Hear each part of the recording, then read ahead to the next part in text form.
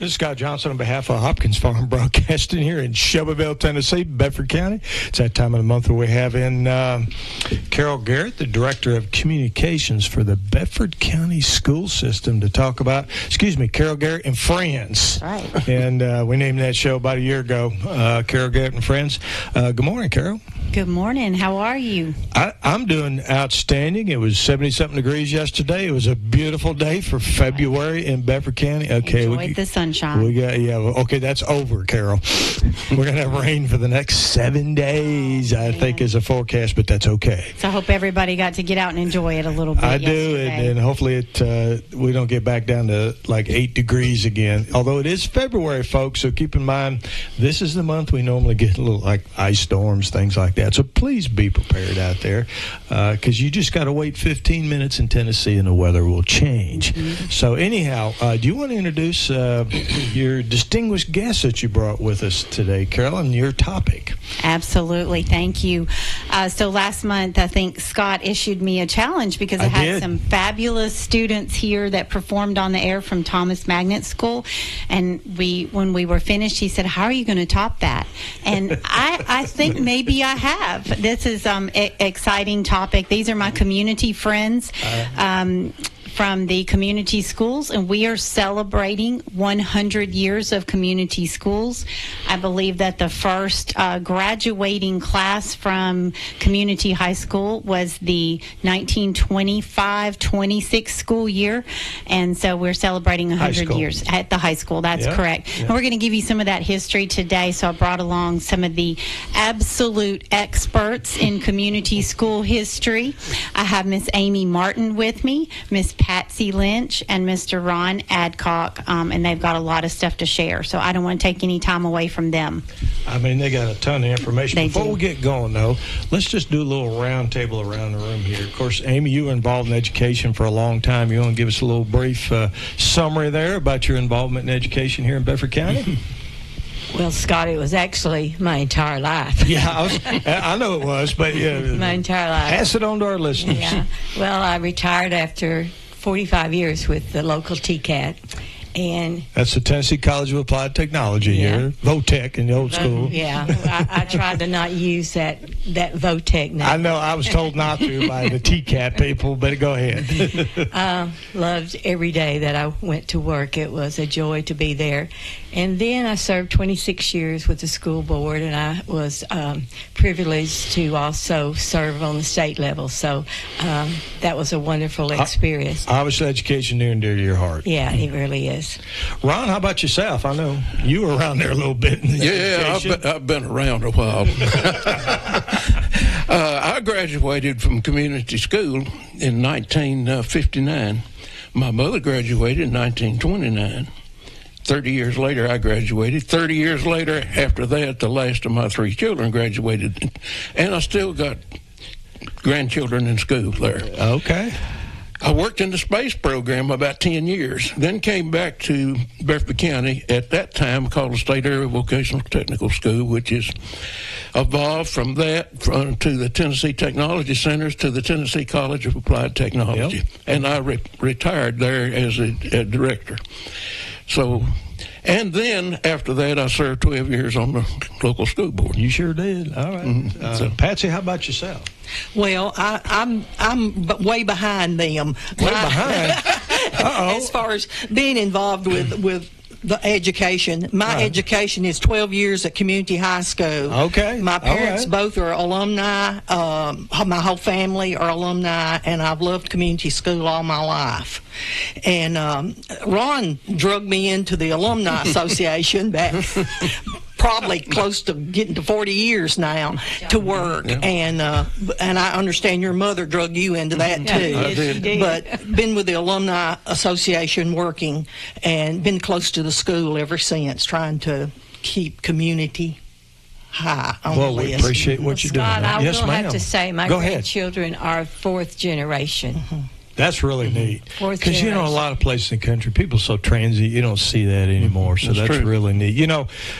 Most of the schools, of course, back in the day were like one-room schoolhouses, right? Did we have a lot of that out in the community area? And how did we come about where the high school started in 1925? Well, and it's very interesting, and I did a little bit of research, and this came from the Bedford County Historical Society. In 1900, there were more than 50 schools in Bedford County, most of which would have been a one-room school. Well, eventually, those schools in the early 1900s began to merge. Back in the early days, they had to walk to school, or it was a transportation issue, wasn't it? Yeah. So as things changed beginning about 1900, a lot of these schools began to merge. Community school had about 10 local schools in the general area that merged. 10. About 10 that merged together into an elementary that eventually evolved into a high school. And so that high school actually started then in 1925. And in 1926, the first graduate was C.J. Lamb. And he went on to become a mechanical engineer and wound up in St. Louis, Missouri, and wrote tech manuals for automotive, such as Carter Carburetor, if you've ever heard of them. Yeah. Mm-hmm. And he taught classes and may even help design, I don't know, the carburetors. And of course, automotive industry was an emerging industry back in those days. Yes, it was. Yeah. And so he went on to be very successful as a mechanical engineer, and as well as almost an electrical engineer. So I know that the community out there, and community is always, obviously, just from you all being here today, very supportive of the schools out there. I mean, that's a very tight-knit group out there. Mm-hmm. And tell us a little bit about how folks support the community schools out there throughout the history.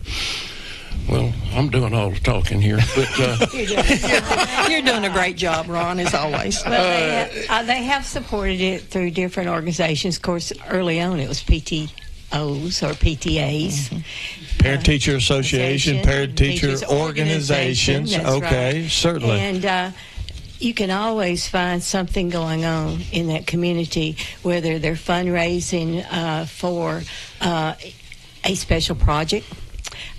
Tonight they're having a spaghetti supper. I think it is entitled Coaches for Cancer.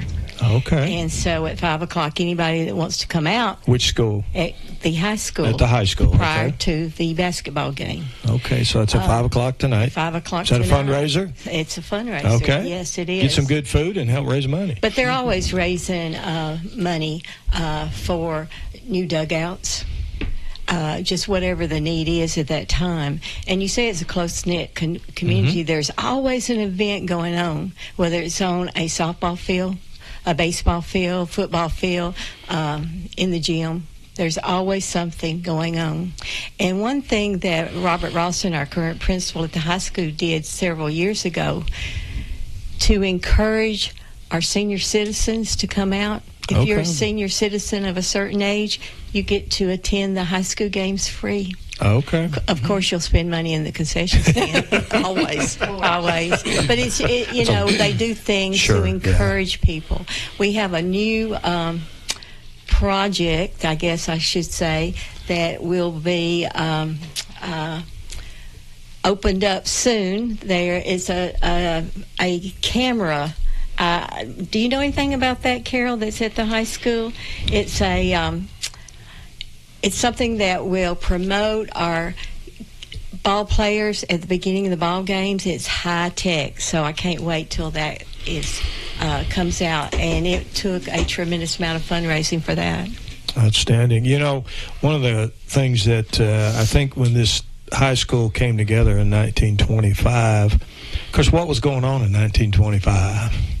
Depression. The Great Depression, right? I'm just kind of curious how the school even survived during the Great Depression. Pick up on that, Ron. Yeah. It's amazing.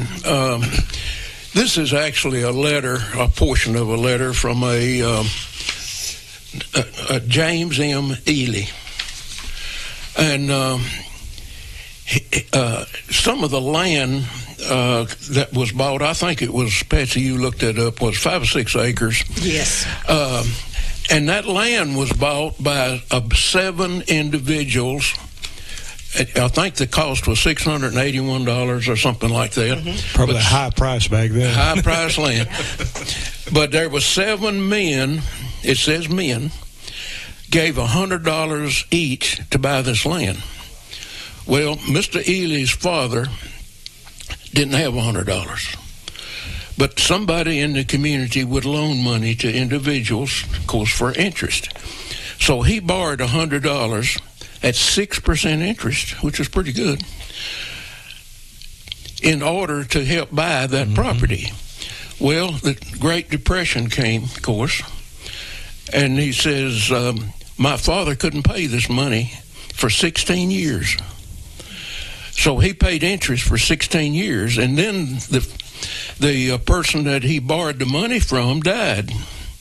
So then to settle the estate, to pay his money back, he had to sell 2 milk cows to pay back the estate. So where he paid $196 in all, with the interest involved. Is that land you're talking about, Ron? Is that where the school's at now? Yes. I'm talking about the elementary and the middle school? It's been added to since then, but yes. Right. Mm-hmm. But that's the land you're talking about. That's land. And then a few years later, I think there was another couple of acres. They needed somewhere to park the horses and buggies.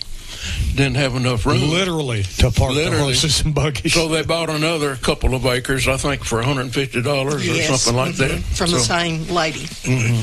So okay, because, folks may not realize that back in those days, school systems didn't exist like they do now necessarily. And the community had to get together to get land to put a school on and build a school sometimes, right? Well, another interesting story is the gymnasium. They built the gymnasium, and Patsy has a picture of that. Started in 1929. Again, the class of 29. It was not built by the county. It was built by the individuals in the community. They gave anything they had.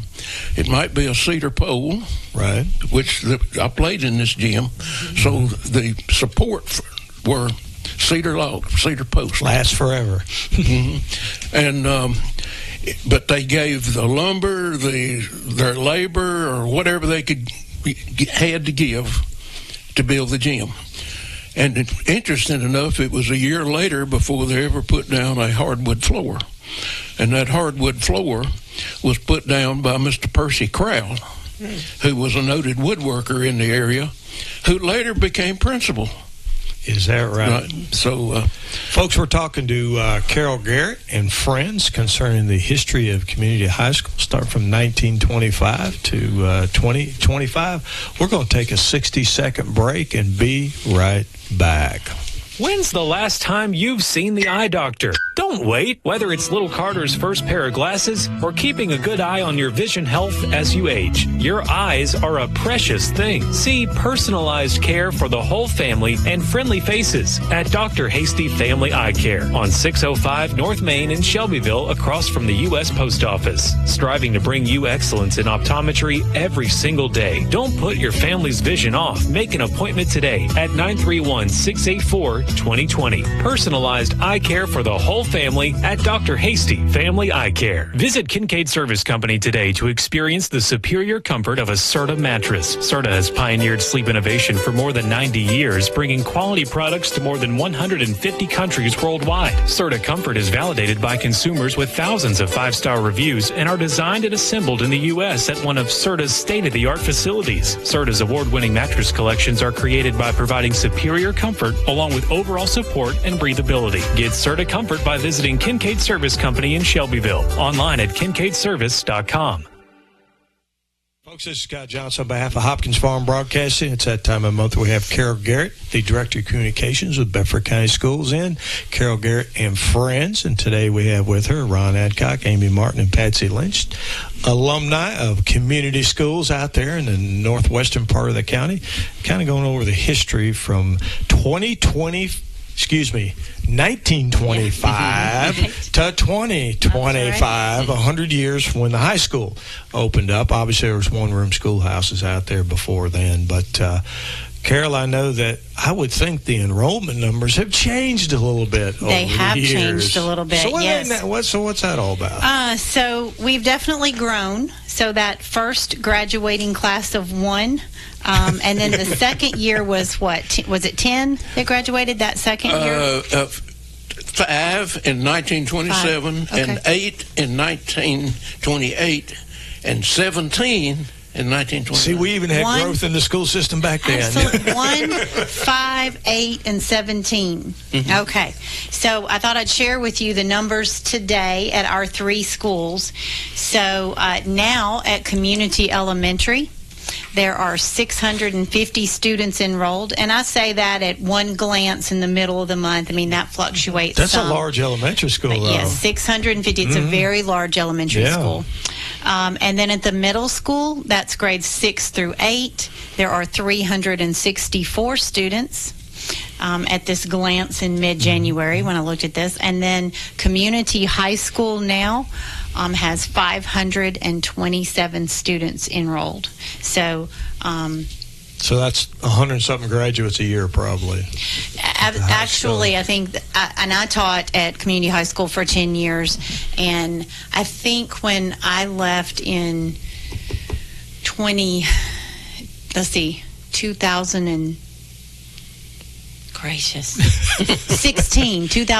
It's been that's a minute, right. It was 2006 to 2016, and we were just reaching 100 graduates at that point, and I taught seniors. But now, each year, it's well over 100 graduates from those schools. 1 to 100. Yes. Well, actually, well over that now.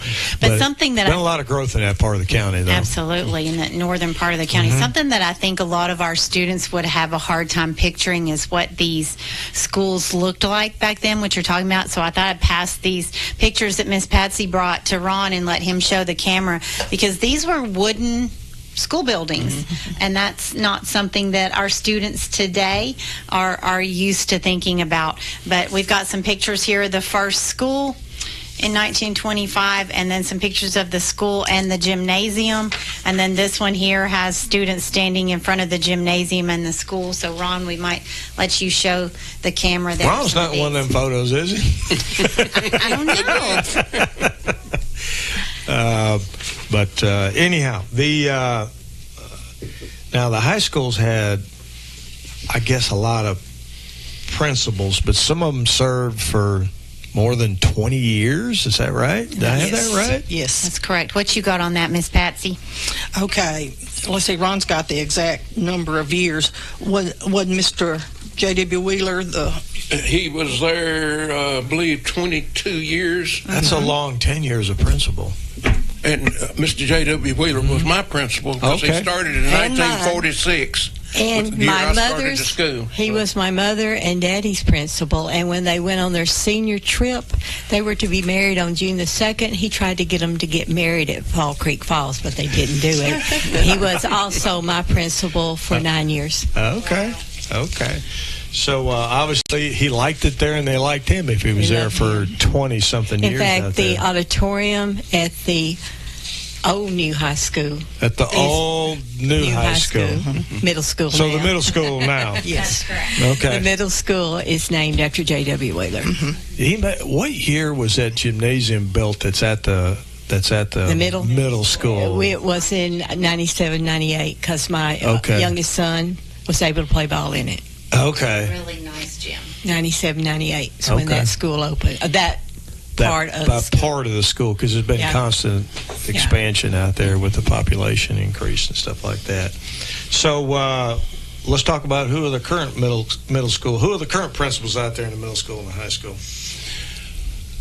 Colt Boyce is the elementary school principal, and Mr. Garrette do we know him? Is the middle school principal, and Robert Ralston, who has been there 26 years now.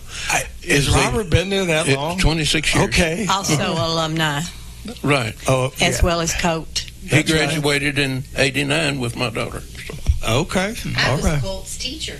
You were a Gov's teacher. How long has Tony been at? Tony has been there 12 years as principal.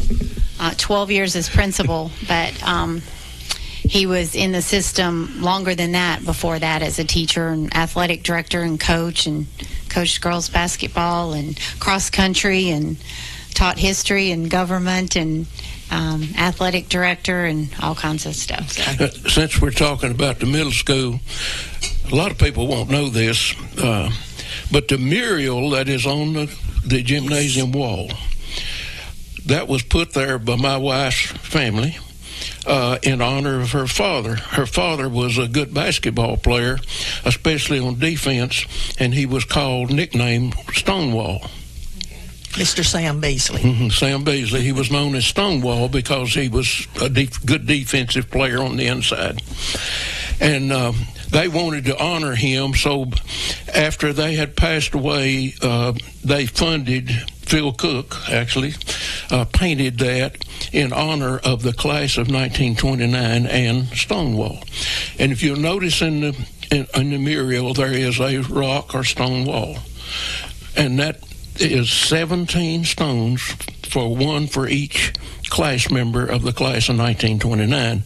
And, of course, his name was Stonewall, so they wanted to have a stone wall in the picture. So that is where that mural came from that is now in the middle school. You need that story.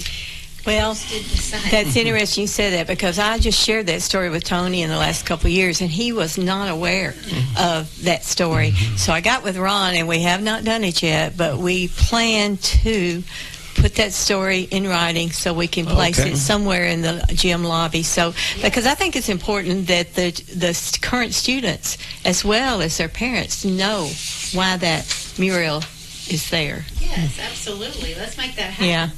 You know, alumni associations, like for colleges and stuff, are pretty common, but alumni associations in high schools are just not common at all. I mean, I'm a Central High School graduate. I don't think we have one. At least I'm not aware of it. But why community? Why do y'all have such an active alumni association out there?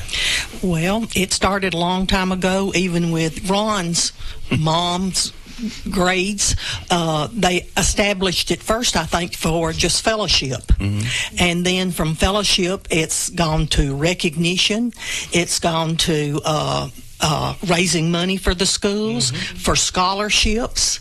And we even have a annual meeting that all alumni is invited to, and we share, the principals come and share what's going on in their school.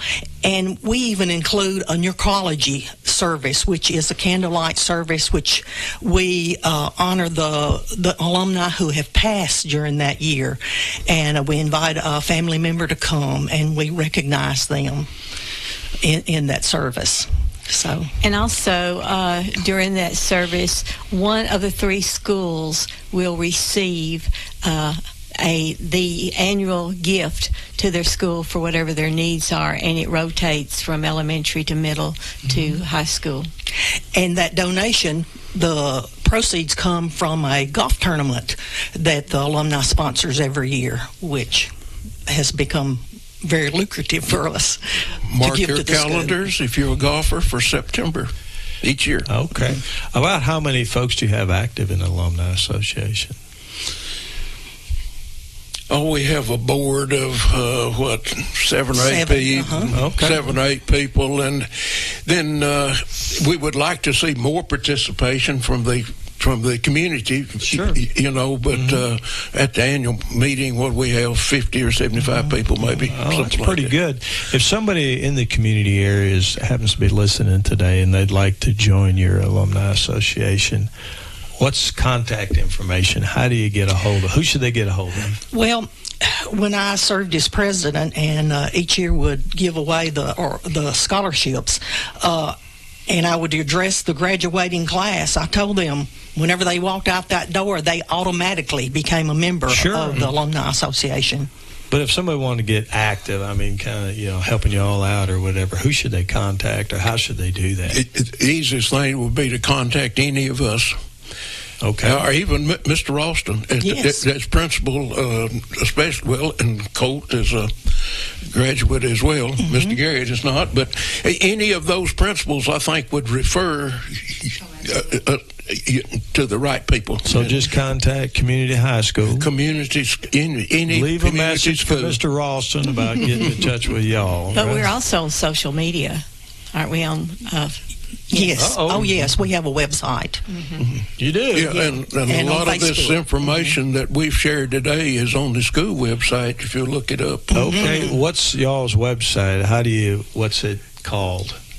It's the one, is the regular high school website, and all that information is in there. Oh, That's the Community. history. That's the history. The But history. you're saying our community. We alumni. do have a community alumni website. I guess you could just Google Community School Alumni.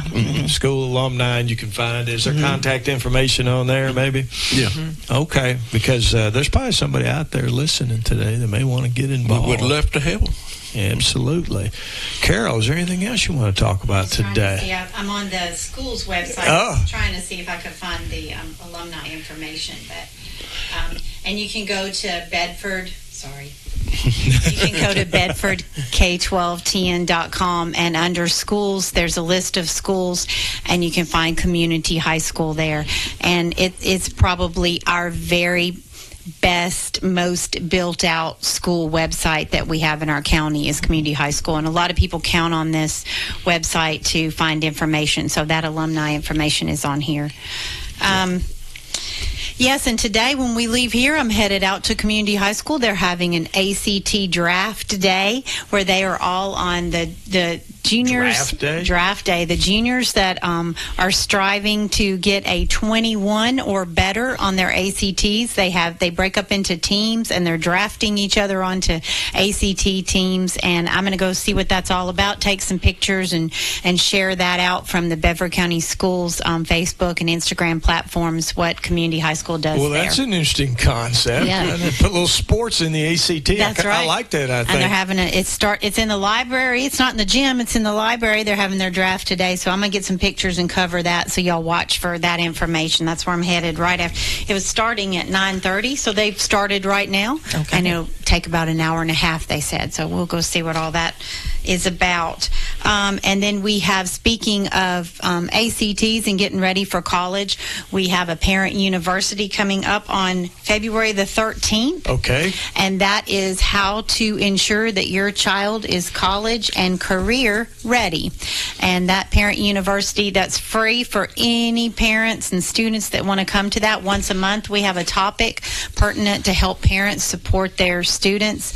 And this month, it's how to make sure your child is college Harris and Middle career School, ready. as usual? It will be at Harris Middle School. It's at Harris Middle School, but it's for everybody. We The have whole it school system. Yeah. That's right. We have it at Harris because it's so central. Translators are always available for anyone that needs those services. And it's at 6 o'clock. Usually takes about an hour, depending on the amount of questions. But how to make sure your child is college and career ready, Thursday, February the 13th. That's a great program y'all have, Carol. I know you've been doing it for a while, but every month you got a different topic. That's right. That parents can get involved and get engaged. That's and right. learn a lot of information about what's going on. That's right. So appreciate you doing that. We appreciate you folks coming in today. Carol Garrett and friends from the Bedford County School System. And we want to thank Ron Adcock and Amy Martin and Patsy Lynch from the alumni of community schools out there coming in and give us a little history about what's going on there. So go ahead, Carol. There's one more thing I wanted to share that your radio station is doing. We're so grateful to our partnership with WLIJ and WZNG and Hopkins Broadcasting.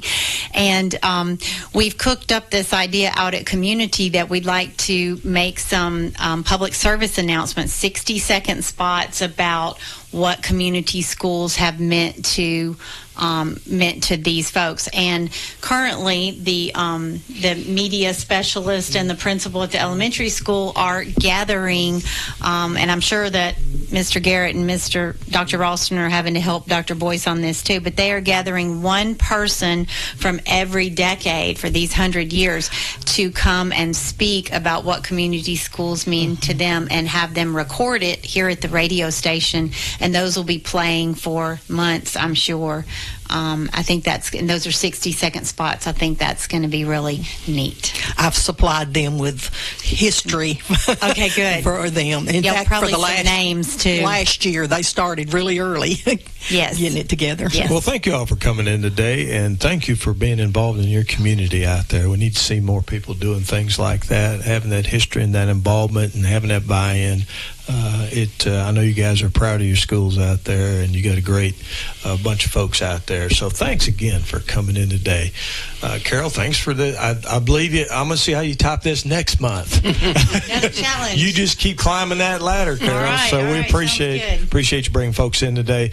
This is Scott Johnson. We have 11 government-related talk shows every month here on WLIJ here in Shelbyville, Tennessee, and Hopkins Farm Broadcasting. So anyhow, Scott Johnson on behalf of Hopkins Farm Broadcasting, until next time.